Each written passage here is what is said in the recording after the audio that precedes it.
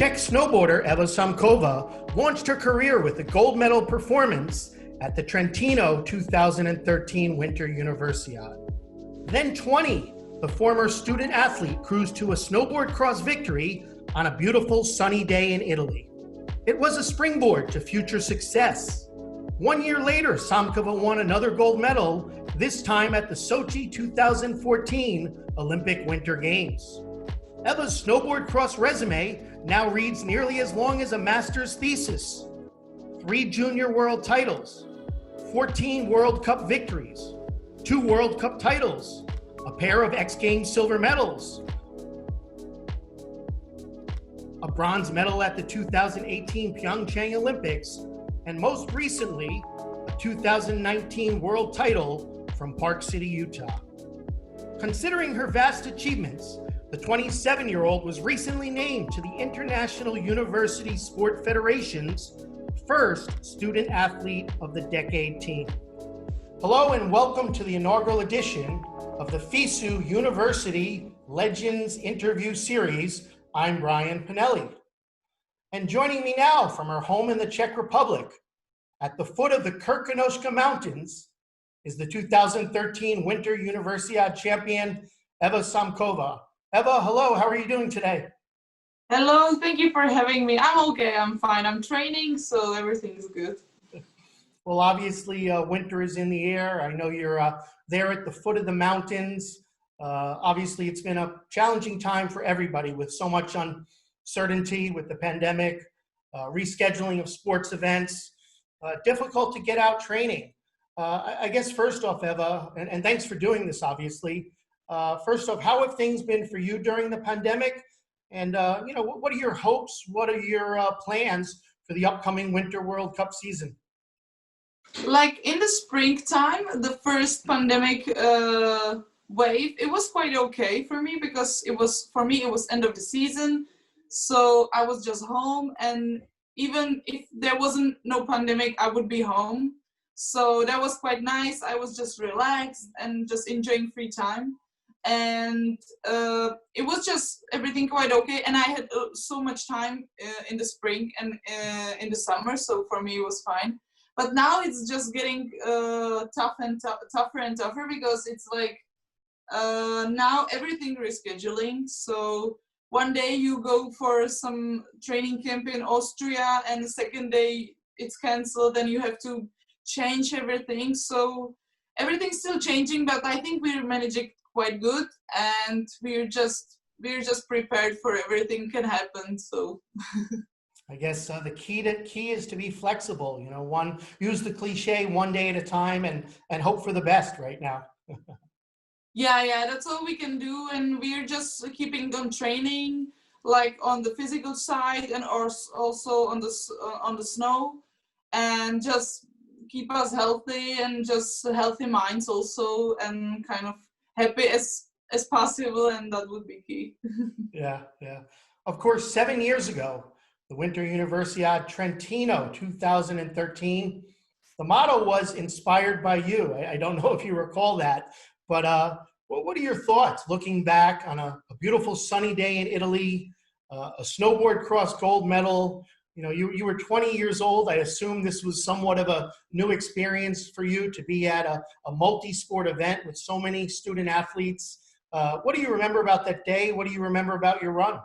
I think always like some part of like some kind of the students competitions are quite like the atmosphere is different because it's like all it's students, and they are quite funky and everything's super fun, and they always wanted to do the best, and they're like the best athletes, but still they still have this enthusiasm, they're not like, there is no like these adults like thinking and like negative thoughts maybe. So it was really nice time, and we had so much fun with my team and with everybody, and I always love to do these like big events because you can meet so much athletes from the other sports, and sometimes you know them, sometimes you don't, but it's really nice mix of all the sports and people. So I really think just in the best way, and I really enjoy it. And the competition was just the just the top of the whole journey. So it was really nice. And, tell us a little bit about that run there at, if I remember correctly, Monte Bondone. You got off to a great start, as you often do, and won the race. And finishing second was your teammate, Katarina Chodova. So I guess it had to be a special day. I mean, not only for you to win, but to have a Czech teammate on the podium with you. Yeah, it was amazing because that time my starts were better than now. Now I'm not usually starting in front like I used to be. So it was quite good, and I was always kind of putting most of my thinking into the start section because it was always really important for me. So it went quite good, and even the start was really fast and not that technical. So it was even harder for me to get some distance from the other girls. And when I was in the front in the first bank, I was just trying to keep it up the same way and just push as much as I could.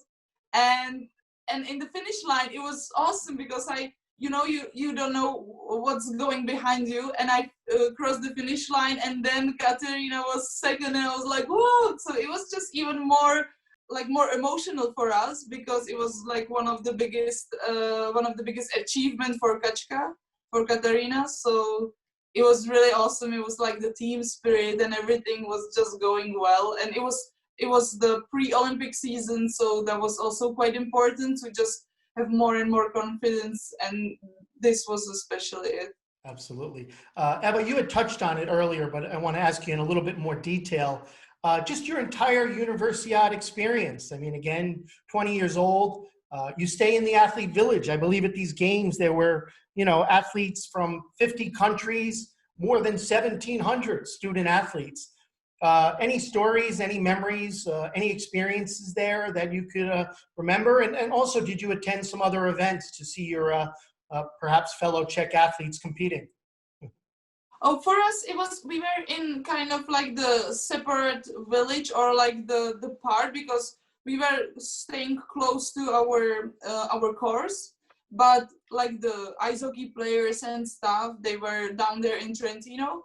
But we were traveling down to Trentino for the prize giving ceremony. And that was really nice. And we had some like not a party, but just like met some friends from they were staying down there in Trentino and had little tour across Trento. So that was really nice. And for me, it was kind of like the first experience with such a big event because it was like a smaller Olympics for me because, in the World Cups and stuff, you don't have these villages and like all this kind of sports. So it was kind of like a test for me for the next year for the Olympics. So, and we met like a lot of Czech friends and especially from alpine skiing and stuff. And it was really, really fun. And I think it was like we were traveling from one place to Trento and to Universiade and then another place. So it was like a huge kind of road trip across the Europe. Yeah. Eva, I don't want to sound like your professor or your teacher admonishing you, but did you attend any of the other academic events? I mean, there's just so many different programs at the FISU Universiade. Anything along those lines that you remember? I don't really remember. It's quite like, I just really remember the day and the race because even before and after I never again attend any university because I'm like on the distance side of studying now. So I'm not a proper student now. So it's quite funny. But actually it was like just now it's like 7 years already. Yeah. So it's really in the fog because I was just like, and it happened to me most of the time when I was younger. It was kind of like, you're younger and you just don't care about the memories and stuff because and now I'm kind of sad because like I don't remember like the details. Why I don't remember it. And at the time though, you were a university student at Prague, correct? Yeah. What were you studying at that time? I think that time I was studying economics on the economics, and it was some like a relationships or like public relations or something like that. But year after the universiade, I switched to physical training, to Universiade of Physical Training. So now, if everything goes well, I should be coach. If you like in the future, maybe. There you go. So you had mentioned now 14 months after your gold medal at the Winter Universiade, you come to the Sochi 2014 Olympic Winter Games, and again, a very emotional, amazing run where you win a gold medal. Just wondering, was there anything at the Universiade that you learned that may have prepared you for the Olympic Games? I think the thing that even if you're in the final and you're from the start on the first place, like I was in Universiade, just try to be as much as focused into the finish line, because I remember because sometimes it happened to me that, you know, if you're going like the last two jumps or I don't know, two rollers, and you're, yeah, I'm first, it's gonna be okay. So that, and it happened kind of the same thing in the university. So that's why I was like really focused in the Olympics, and especially in the final run, to just like until I'm crossing the finish line, I'm not a winner. So Cross through the finish line. Very good lesson that you learned at Universiade. We look at your career, Eva, and just truly amazing. Obviously the X Games silver medals, the 2 World Cup titles, a World Championship in my former hometown of Park City, Utah, in 2019. Obviously, this seems like it's a sport that's always progressing. There's innovation. The speeds get faster. What do you think you've been able to do to, be successful in your sport for such a long period of time? I think it really happened. It really helped me a lot in 2000. I think I was 19, and I crashed in Telluride in US in one of my first World Cups, and I tore my ACL, and then I had to go for the surgery and stuff. And that was quite the moment when I realized how much I really love the sport, the snowboard cross. And I also have to do something more than just riding, because until the 19 years old, I was just riding and doing nothing much. And after that, I really kind of realized that I have to do gym and endurance and stuff. And if I wanted to keep up with the girls, I have to do it. So that was really like the key moment, I think.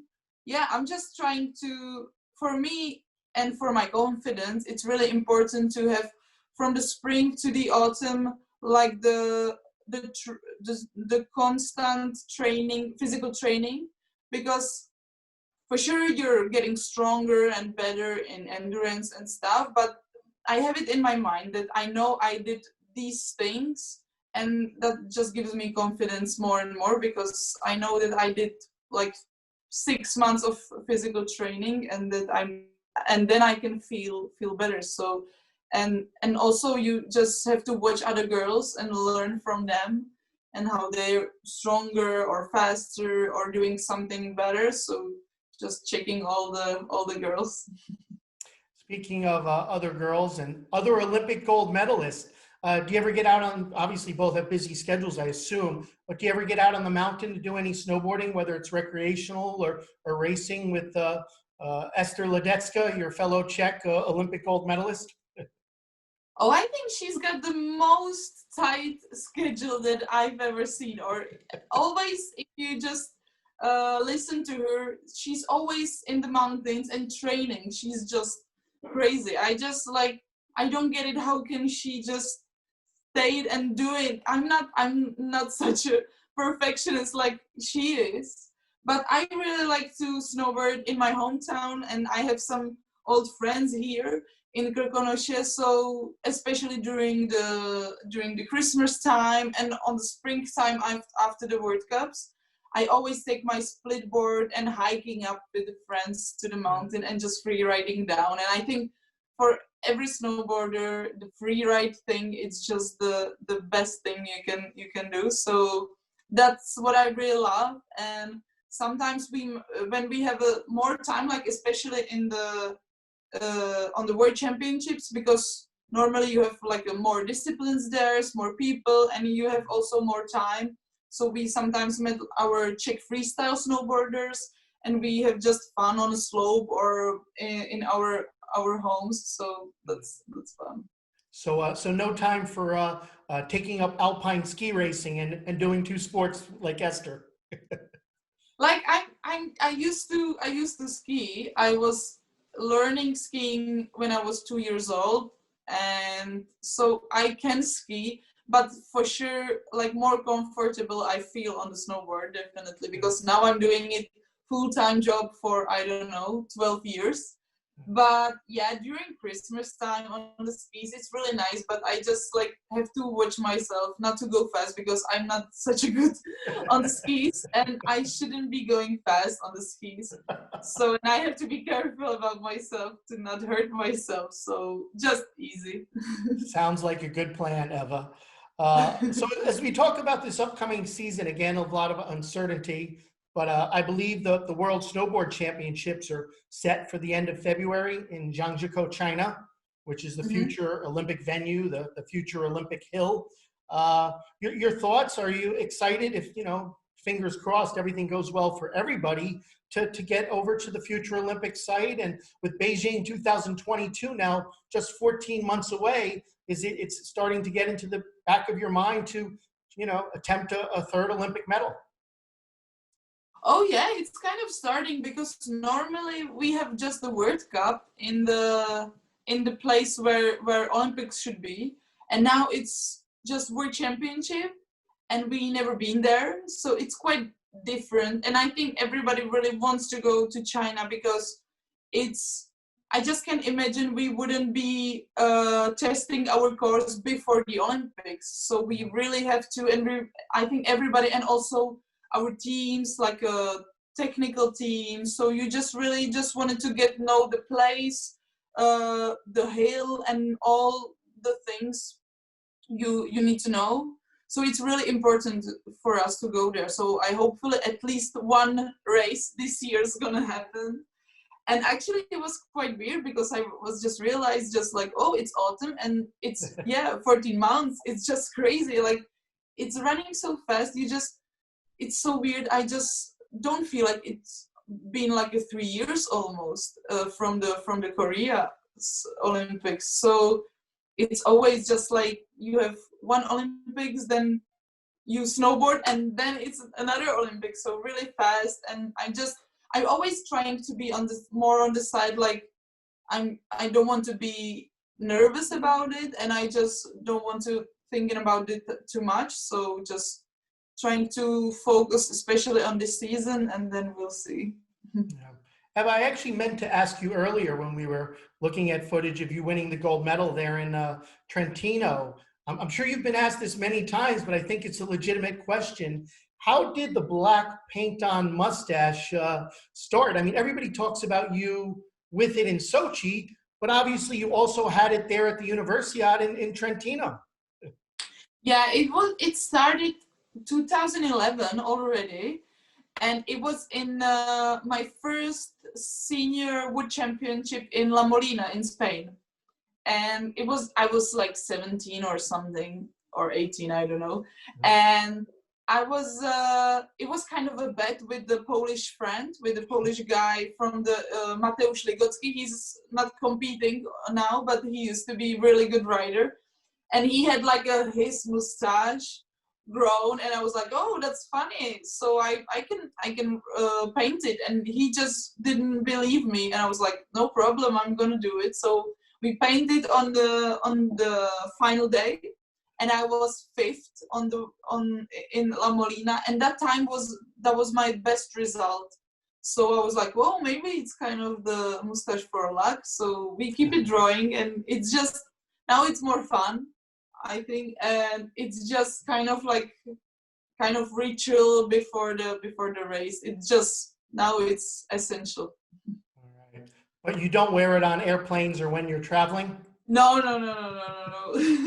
And sometimes the people telling me that they didn't recognize me because I don't have a mustache. So that's maybe better. Excellent, great story. The FISU slogan is now excellence in mind and body, the new FISU slogan. Would you say that that's something you strive for in your athletic career, in your personal life, something to kind of reach for? I think I'm striving to have a balance, kind of to not just be in a head and not just be in the body. So kind of just I'm trying to balance something between, because I think I always had to learn to be more in the body, because I'm just thinking too much and being really like not focusing and be all around the place. So I'm trying to be more grounded and especially to kind of be connected more to my body, because like as professional athletes, and we all have to kind of more listen to our bodies. So I think it's especially for the professional athletes is something like they have to learn, because every day you go for the training and you have to feel if it's good now to train or no, or if you're feeling well or something's painful, and if you have to kind of focus on the pain or not. So it's just so much confusing feelings, and you have to kind of find a way. Sounds amazing. Eva, thank you so much for joining us today on this edition of the FISU University Legends interview series, and wish you all the best for a safe and successful World Cup season. And we're all hoping for everybody that it's as normal can be in this time that we're all dealing with. Yeah, thank you very much. And it was really nice to talk to you. And I also hope everything goes well and we can be able to compete. Thank you. Hodný Stešný, Eva. Hodný Stešný. Nice. My best attempt at saying good luck in Czech. All right. That's nice. And thank you for joining us on this edition of the FISU University Legends interview series. Stay tuned here for future editions with future Universiade champions and others that have moved forward to success after competing at the Universiade. Have a great day, everybody.